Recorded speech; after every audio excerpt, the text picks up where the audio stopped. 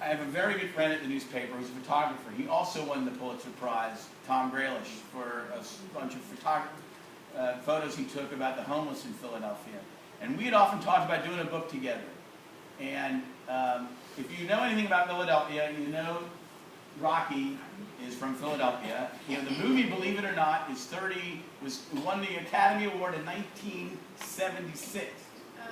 And so it really feels like an old black and white movie now if you watch it. It's really a slow story. But every hour of every day, in all weather, people come and run the steps and celebrate at the top. And most people in Philadelphia who work there and live there don't even notice it, or they think it's like, you know, like part of the woodwork, or these are just silly tourists. I was always struck by how happy people were. And one day, I was out, and I always noticed this, and one day I was out with my wife. It's a beautiful area, the Art Museum. I'll tell you what's it's a beautiful area, and it's on the Schuylkill River, and there's a beautiful 9-mile loop. And so you can ride your bike or run.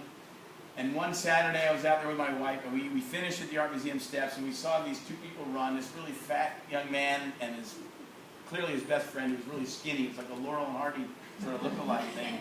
And they were shirtless, and it was a hot day, and they ran, and they danced at the top, and they went down again, and they did it again. And I said to my wife, I got to talk to these guys. You know, I got to find out who they are.